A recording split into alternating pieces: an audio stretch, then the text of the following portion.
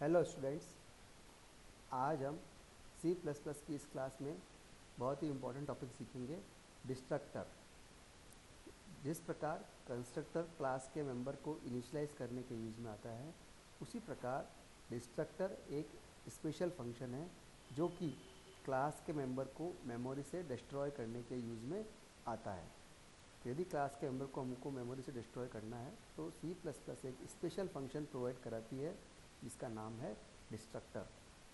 Destructor का नाम व क्लास का नाम सेम होता है। जिस प्रकार हम कंस्ट्रक्टर का नाम और क्लास का नाम सेम होता था, उसी प्रकार डिस्ट्रक्टर का नाम व क्लास का नाम सेम होता है, परंतु डिस्ट्रक्टर के नाम के पहले टिल्ड साइन लगा होता है जो ये बताता है कि वह एक डिस्ट्रक्टर है।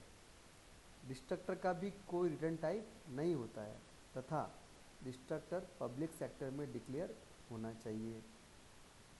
जैसे ही हम क्लास के सभी मेंबर कॉल हो जाए तो सबसे लास्ट में डिस्ट्रक्टर ऑटोमेटिक कॉल होता है।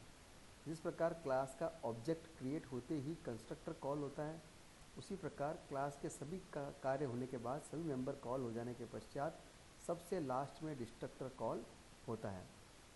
डिस्ट्रक्टर आर्ग्यूमेंट को पास नहीं कर सकता है तथा डिस्ट्रक्टर ओवरलोड भी नहीं हो सकते हैं, डिस्ट्रक्टर इनहेरिट भी नहीं हो सकते हैं, परंतु डिस्ट्रक्टर वर्चुअल हो सकते हैं। तो ये भी सभी एक एक पॉइंट अपन सभी एक एक करके प्रोग्राम के द्वारा अब हम समझेंगे।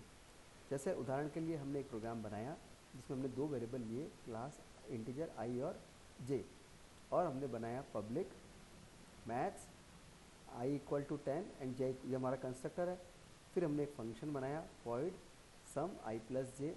फिर हमने एक डिस्ट्रक्टर बनाया जिसके आगे हमने क्लास का नाम के आगे हमने टिल्ड साइन लगाया है, तो यह डिस्ट्रक्टर कहलाएगा। और हमने एक सिंपल सा मैसेज दिया इसमें, डिस्ट्रक्टर कॉल्ड, और क्लास को बंद कर दिया। अब जब हम सबसे पहले जैसे हमने क्लास का ऑब्जेक्ट डिक्लेयर किया, सबसे पहले कंस्ट्रक्टर कॉल होगा तो आई की जो वैल्यू है वो हमारे 10 और जे 20 से इनिशियलाइज हो जाएगी। इसके बाद हमने एम डॉट ऐड किया तो हमारा आंसर आ गया 30। अब जब क्लास का कोई कार्य शेष नहीं बचा है तो सबसे अंत में कॉल होगा डिस्ट्रक्टर ऑटोमेटिकली। डिस्ट्रक्टर को हमें यहाँ कॉल करने के लिए कुछ लिखना नहीं होता है, तो कॉल हुआ डिस्ट्रक्टर और हमारा आंसर आ गया डिस्ट्रक्टर कॉल। जो भी हमने लिखा है मैसेज उसके अंदर वो प्रिंट हो गया। तो इस प्रकार हम डिस्ट्रक्टर को क्रिएट कर सकते हैं। अब हम ध्यान से देखें तो डिस्ट्रक्टर का नाम और क्लास का नाम दोनों का सेम है, मैथ्स मैथ्स।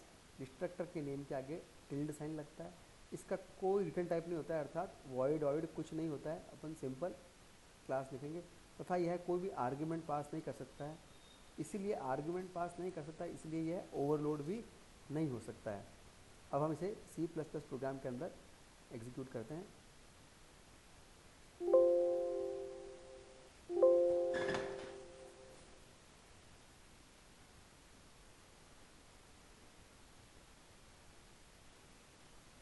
हमने लिखा सबसे पहले जो हमारी हेडर फाइल्स है,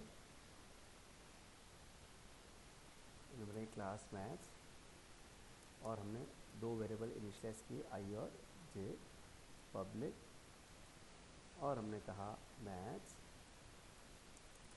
आई की वैल्यू 10 और जे की वैल्यू 20।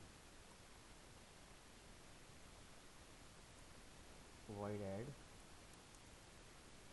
सी आउट, हमने कहा सम इज आई प्लस जे, और हमने साथ में एंड एल और ले लिया है, और टिल्ड साइन हमने कहा maths cout destructor is called.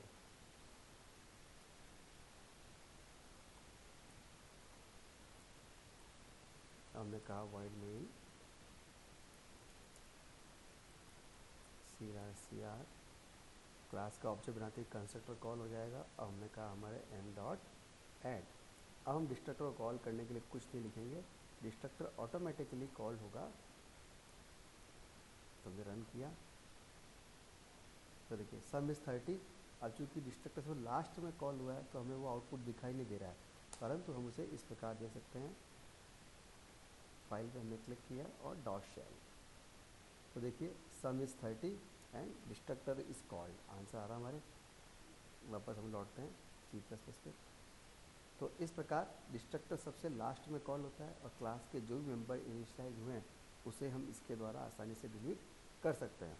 और यह क्लास का नाम और इसका नाम सेम होता है तथा इसके नाम के आगे टिल्ड साइन लगा होता है और डिस्ट्रक्टर का कोई रिटर्न टाइप में नहीं होता है और पब्लिक सेक्टर में डिक्लेयर होना चाहिए। डिस्ट्रक्टर आर्ग्यूमेंट को भी पास नहीं कर सकता है और तथा यह ओवरलोड भी नहीं हो सकता है। तो आज के इस वीडियो में हमने सीखा डिस्ट्रक्टर क्या होता है और इसकी क्या क्या प्रॉपर्टीज़ होती है। फिर हमने प्रोग्राम से इसे समझा, डिस्ट्रक्टर कैसे बनाते हैं और किस प्रकार यह कॉल होता है और इसका आउटपुट हमने देखा।